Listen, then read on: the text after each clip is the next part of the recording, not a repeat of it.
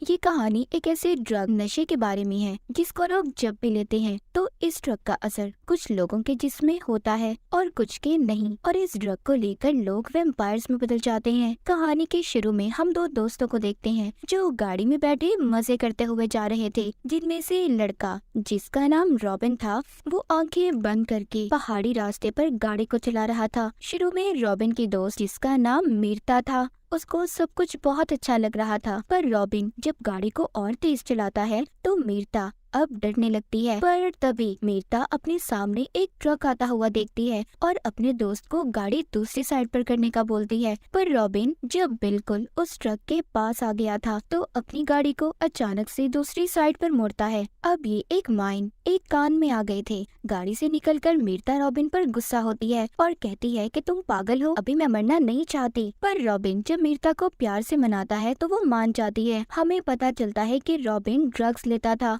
वो यहाँ पर भी ड्रग्स लेने वाला था। मीरता जब ये देखती है तो जिद करती है, कहती है मैं भी इस ड्रग को लेना चाहती हूँ। पर रॉबिन उसे कहता है, मीरता देखो मेरी जान, ये ड्रग्स बहुत अलग है, खतरनाक भी, इससे तुम्हारा दिमाग भी फट सकता है। मीरता रॉबिन से वादा लेती है कि ये ड्रग लेने के बाद तुम कभी भी इस ड्रग को नहीं लोगे, क्योंकि वो उससे बहुत ज्यादा प्यार करती थी और साथ ही रॉबिन के साथ जीने मरने की भी कसम खाती है। फिर जिसके बाद दोनों उस ड्रग को अपनी आंखों में डाल लेते हैं। उस ड्रग को लेने के बाद उनकी आंखों से काले रंग का लिक्विड निकलने लगता है। रॉबिन उससे कहता है हम दोबारा फिर मिलेंगे। अगले सीन में हमें दिखाया जाता है कि मीरता और रॉबिन की लाश हॉस्पिटल में पड़ी थी, जिसको बाहर खड़े मीरता के मॉम डैड देख रहे थे और अपनी बेटी की मौत से बहुत ज्यादा दुखी थे। इसका मतलब ये था कि उस ट्रक को लेने के बाद दोनों की मौत हो चुकी थी, दोनों मर चुके थे। पर यहाँ पर हमें पता चलता है कि रॉबिन की लाश को लेने कोई भी नहीं आया था और सब कसूरवार मीरता की मौत का रॉबिन को ही समझ रहे थे। फिर जिसके बाद हमें एक कब्रिस्तान दिखाया जाता है जहाँ पर मीरता और रॉबिन को दफन किया गया था। उनके साथ ही और भी टीनेजर्स जवान लड़के लड़कियों की कब्रें थी। उनकी मौत भी इसी ड्रग को लेने की वजह से हुई थी। तभी मीरता की कब्र से आवाज आती है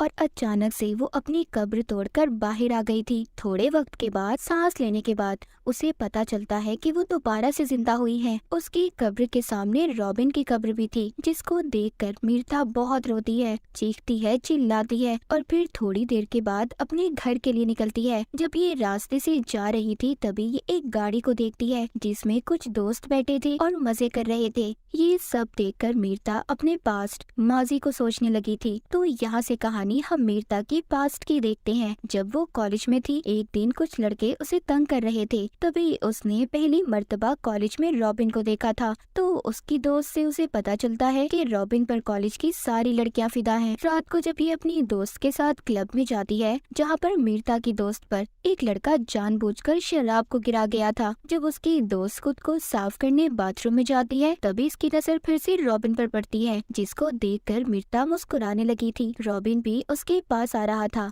जिसे देखकर मीरता भागने लगती है और ये उसको गोद में उठाकर क्लब में लाकर डांस करने लगता है। एक दिन रॉबिन जब इसको रात को घर छोड़ने गया था तो यहाँ पर वो इसके घर जाने की जिद कर रहा था, पर मीरता कहती है देखो बात को समझो, मेरे मॉम डैड घर पर है। रॉबिन भी सब समझकर मीरता को प्यार से देखता हुआ चला जाता है और मीरता झाड़ियों से होते हुए अपने घर में आ गई थी। अब सीन दोबारा से प्रेजेंट यानी के मौजूदा वक्त में आता है। मीरता अपने ख्यालों से बाहर आ चुकी थी, वो उन्हीं झाड़ियों से होते हुए वापस से अपने घर में आ गई थी। मीरता अपने घर आकर फ्रिज से कुछ निकाल कर खाती है, फिर अपने मॉम डैड को देखने जाती है जो अपने कमरे में सो रहे थे। जब ये अपने कमरे में जा रही थी तो इसकी मॉम की अचानक से आँख खुल जाती है। वो जब अपनी बेटी को देखती है तो मीरता के पीछे पीछे आने लगती है, पर मीरता अपनी मॉम को देखकर दरवाजा बंद कर देती है। उसकी मॉम जब दरवाजा खोलने का कहती है तो अपनी मॉम को ऐसा कहते हुए देख वो दरवाजा खोल देती है। उसकी मॉम जब उसको हाथ लगा रही थी तो उनको उसका जिस्म बिल्कुल ठंडा लग रहा था।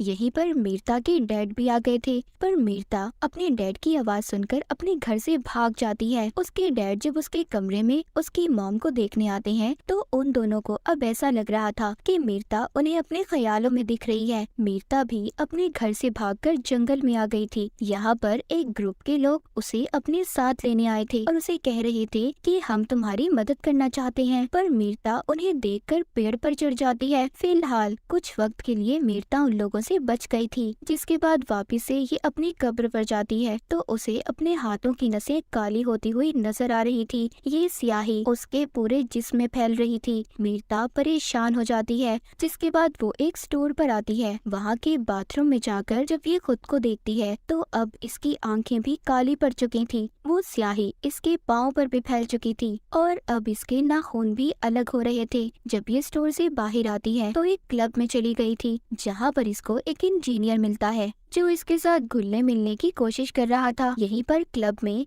ये रॉबिन के दोस्त को भी देखती है। अब ये उससे बचने के लिए ये उस इंजीनियर का सहारा लेकर क्लब से बाहर आ गई थी। उधर दूसरी तरफ मीरता की मॉम जो अपनी बेटी की मौत के सदमे में थी, तभी उनके घर पर एक आदमी आता है जो बताता है कि आपकी बेटी मीरता जिंदा है, वो वापिस आ चुकी है। और मौत से जागने के बाद वापिस से लोग सबसे पहले अपने घर में ही आते हैं। ये आदमी दरअसल उन्हीं लोगों का लीडर था जिनको हमने देखा जो मीरता को जंगल में भी ढूंढ रहे थे। मीरता के डैड उस लीडर से कहते हैं कि प्लीज हमें और परेशानी मत दें, हम आगे ही बहुत ज्यादा परेशान हैं। मेरी बीवी की तबीयत ठीक नहीं है। वो लीडर जाता हुआ मीरता के डैड से कहता है, अभी तो मैं जा रहा हूँ, पर हाँ मेरी बात याद रखिएगा, अगर मीरता वापस घर आई तो इस बार उसे अपनी बेटी समझने की गलती मत करिएगा, क्योंकि वो अब बदल चुकी है। उस आदमी ने मीरता के बारे में ऐसा क्यों कहा था, ये हमें आगे कहानी में पता चलेगा। उधर मीरता उस इंजीनियर को लेकर उसी जगह पर आ गई थी जहाँ पर ये रॉबिन के साथ आई थी।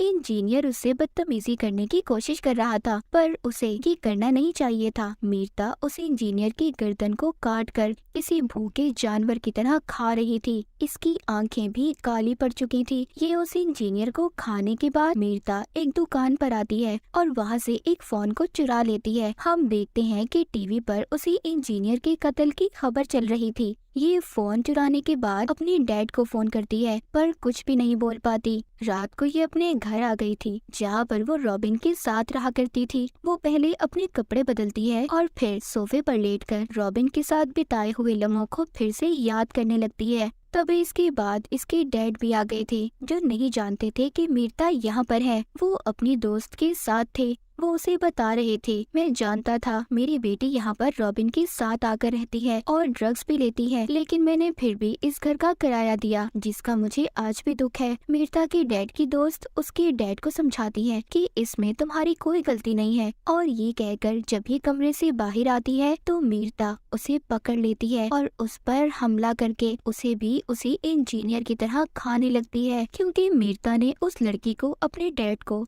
फड़काते हुए सुना था। इसका मतलब ये था कि मीरता अब एक वैम्पायर बन चुकी थी और ये सब सिर्फ उसी ड्रग की वजह से था जो रॉबिन ने इसे दिया था। खैर यहाँ पर जब इसके डैड आवाज को सुनते हैं तो आकर देखते हैं मीरता खून से भरी हुई थी। ये उसे देखकर परेशान हो गए थे। तभी इधर कुछ लोग आते हैं जो मीरता को पहले भी पकड़ना चाहते थे। ये यहाँ पर आकर गोलियां चला रहे थे, पर मीरता को इनकी गोलियों का कोई असर नहीं होता। पर बेचारे उन गोलियों की वजह से इसके डैड मारे जाते हैं। ये खिड़की से कूद गई थी। नीचे भी उस ग्रुप के लोग थे जो इस पर लगातार गोलियां चला रहे थे, पर इस पर उनका कोई असर नहीं होता।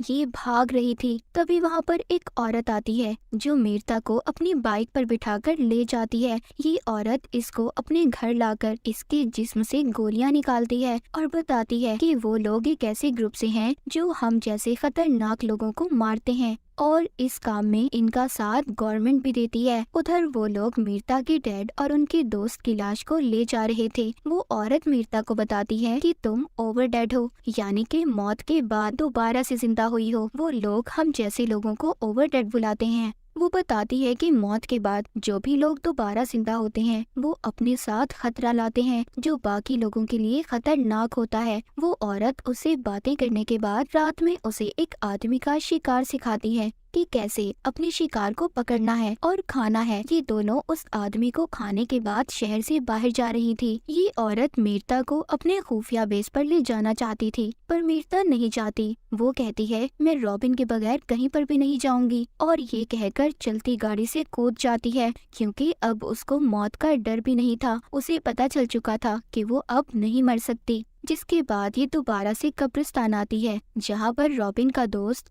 उसकी कब्र पर बैठा रो रहा था। जब वो मीरता को देखता है तो हैरान हो जाता है। ये अब मीरता को अपने घर ले आया था। उसको बताता है कि मुझे रॉबिन ने बताया था कि उसे किसी जानवर ने काट लिया है। अब जब बातों बातों में ये मीरता के साथ डांस कर रहा था तो तभी मीरता की आंखें काली पड़ चुकी थी। वो वैम्पायर में बदल जाती है। जब रॉबिन का दोस्त ये देखता है तो अपना गला काट कर कहता है, मुझे भी वैम्पायर बना दो। पर मीरता तो उल्टा उसकी गर्दन से निकलता हुआ खून पीने लगती है। उधर वो औरत जिसने मीरता को बचाया था जब अपने घर जाती है तो उधर उसी ग्रुप के लोग थे जिनमें से 2 को तो वो औरत मार देती है। पर उधर इनका लीडर भी था। ये उस औरत को बिजली के झटके देकर अपने साथ ले आए थे। जब मीरता कब्रिस्तान में दोबारा से जाकर रॉबिन की कब्र को देखती है तो उधर कोई भी नहीं था। पर उसके पीछे उसी ग्रुप का आदमी इसे भी बिजली का झटका देकर साथ ले जाता है। जब मीरता को होश आता है तो वो खुद को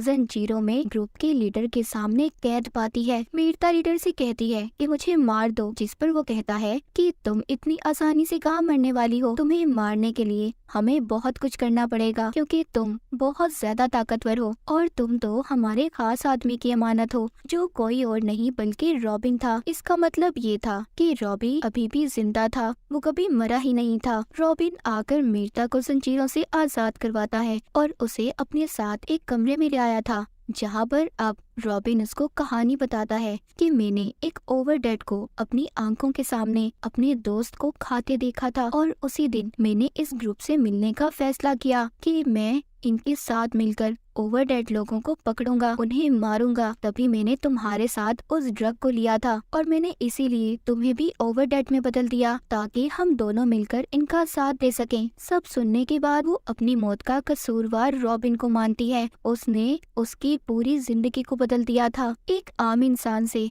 उसे एक इंसान खाने वाला हैवान बना दिया था। ये सब सोचकर उसे नींद नहीं आ रही थी, इसीलिए वो अब इस कमरे से बाहर आती है जहाँ पर बाहर आकर ये उसी औरत की चीखने की आवाजों को सुनती है जिसने इसकी मदद की थी। ग्रुप का लीडर उसको बिजली के झटके देकर मारने की कोशिश कर रहा था। मीरता उस कमरे में आकर लीडर पर हमला करके उसे बेहोश कर देती है और उस औरत को बचा लेती है। जब ये उस औरत को बचाकर जा रही थी तो रास्ते में इन्हें दोबारा से ग्रुप के लोग मिल जाते हैं। ये दोनों को वापस से पकड़ लेते हैं। इससे पहले ये इन दोनों को वापस ले जाते तभी यहाँ पर मीरता इन सब को मार देती है। पर देखते ही देखते वहाँ पर और भी बहुत सारे आदमी आ गए थे। मीरता उनका भी बड़ी ही बहादुरी से मुकाबला करती है और उन्हें भी मार देती है। जब ये बाहर आकर गाड़ी में बैठने लगती है तभी वहाँ पर रॉबिन आ जाता है जो कहता है, क्या कर रही हो? ये मैंने तुम्हें एक तोहफा दिया है, तुम्हें ऐसा अपने जैसा वैम्पायर बनाकर। मीरता रॉबिन का गला पकड़कर कहती है, तुमने मीरता का खून कर दिया है और मैं अब मीरता नहीं हूँ। वो उसको बिजली का झटका देकर वहाँ से उस औरत को साथ ले जाती है।